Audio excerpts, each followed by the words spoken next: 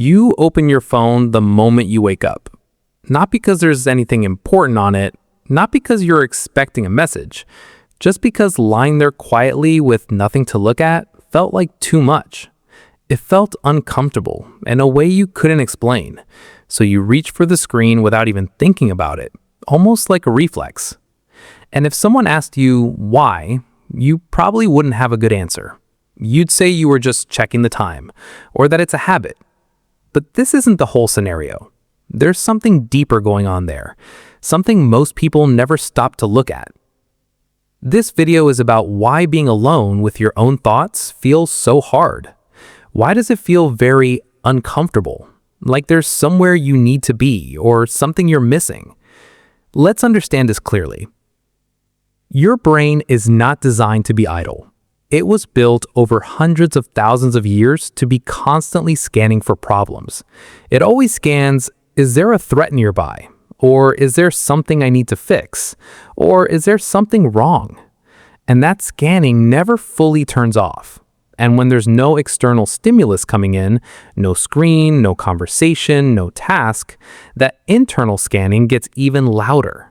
Your brain starts surfacing things. It starts giving attention to unfinished thoughts, worries you pushed aside, or questions you haven't answered. And that rising noise, that uncomfortable feeling, is not a sign that something is wrong with you. It's just your brain doing what it was built to do. The problem is that we've built an entire world of things that let us escape that feeling in seconds. A phone, a show, a scroll. These are all the building blocks of our world. So the moment any discomfort starts to rise, the escape is right there. You don't have to sit with it for even 30 seconds, and something else takes its place. And this is where it becomes a real issue. Because every time you reach for the escape, you're teaching your brain something. You're teaching it that the discomfort of being alone with your thoughts is something to be avoided, something dangerous, something that needs to be solved immediately.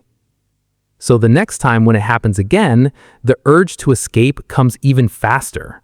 The tolerance goes down, the threshold drops, and eventually even 2 minutes of quiet moments starts to feel genuinely unbearable. This is what we call escape conditioning.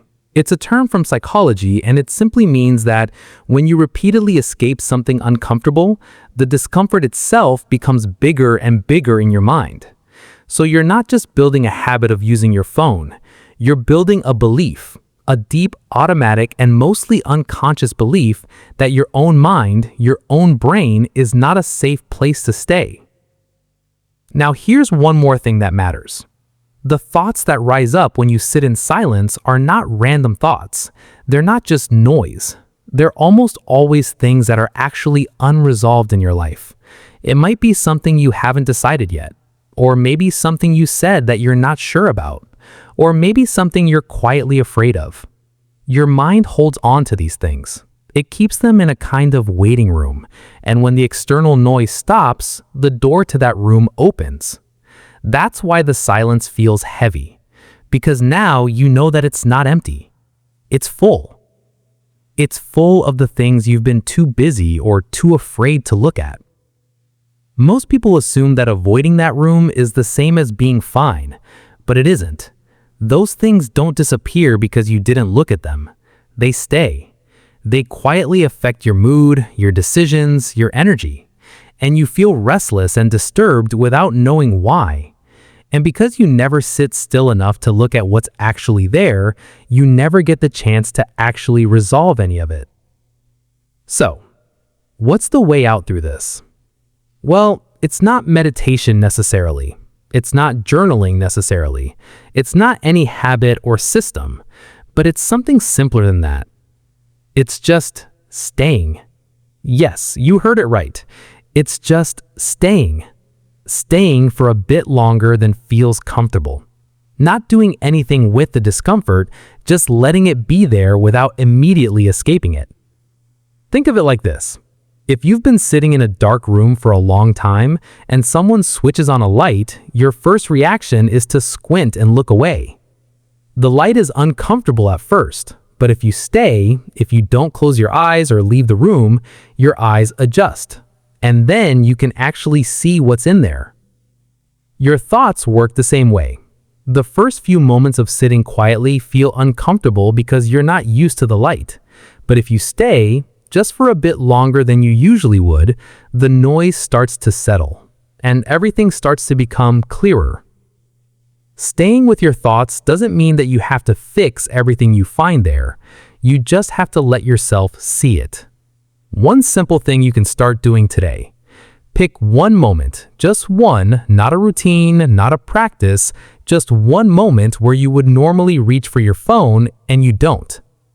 Maybe it's the first 2 minutes after you wake up, or maybe it's when you're waiting for something, or maybe it's the last few minutes before you sleep. Whatever it is, just stay in that space. Welcome your thoughts.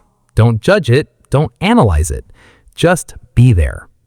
You'll probably feel the pull to check something within about 20 seconds. That pull is not an emergency, it's just a habit asking to be repeated. But this time, you don't have to follow it. That one moment, if done consistently, is enough to start rebuilding a relationship with your own mind.